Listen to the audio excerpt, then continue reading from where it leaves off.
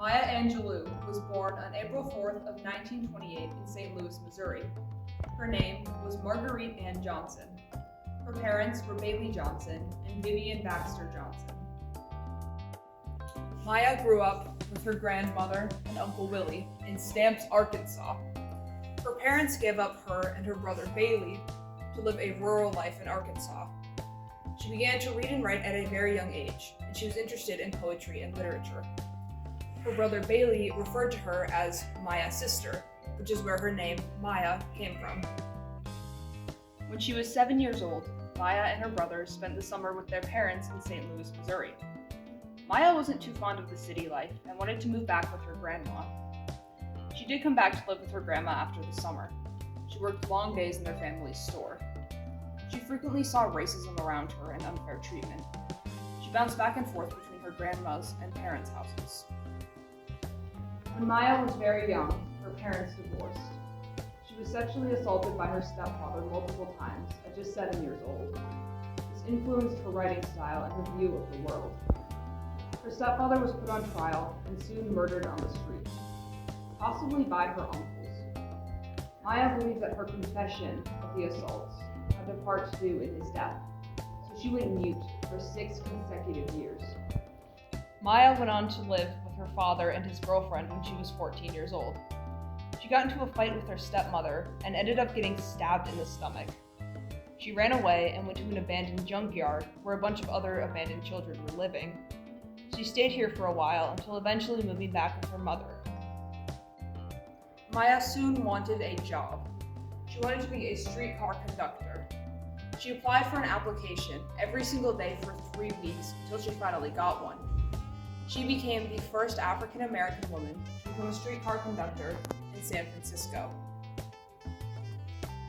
Around this time, Maya wanted to rebel, and she soon found herself pregnant. After graduating high school, Maya took on a lot of odd jobs to support her and her son.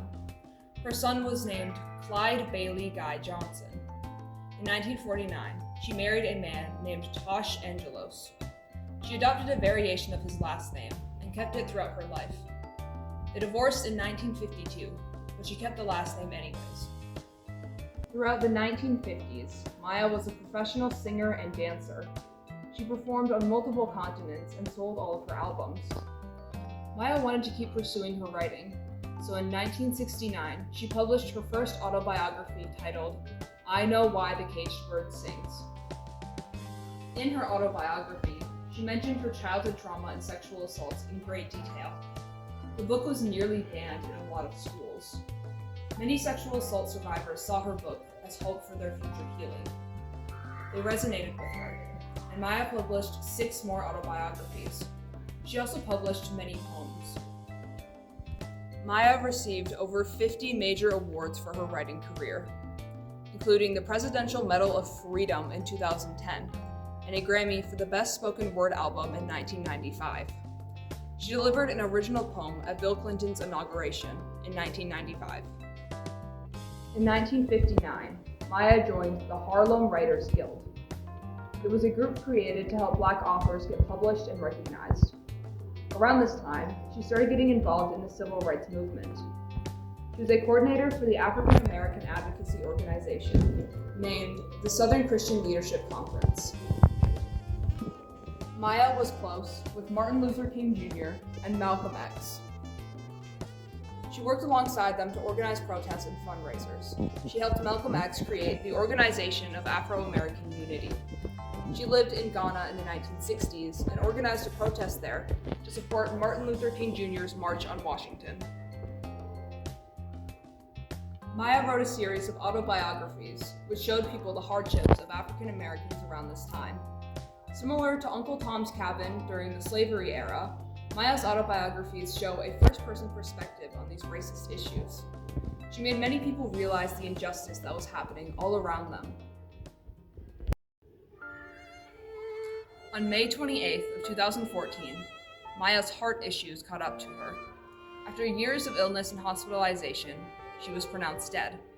She passed away in her home at 86 years old in Winston-Salem, North Carolina. Maya's background heavily influenced her beliefs. When she was young, she was often discriminated against because of the color of her skin. This led her to become an activist for others facing the same discrimination. She acted as a voice to help others go through what she had to experience. She spoke out against sexual assault and racism. She, however, was not a victim. She was a survivor. She helped many other survivors get the help that they needed. Maya was always deeply infatuated with writing and poetry. This helped her put her feelings into words later in life. Her words helped other people find peace. Her horrible life experiences did not hinder her, they actually helped her. She turned her tragedies into help for others. She shared her trauma for people to relate, and people who wanted to learn more. She was extremely determined to achieve her dreams, and she was always putting her best self forward. One of her most important traits is her resilience. Maya also had some traits that hindered her.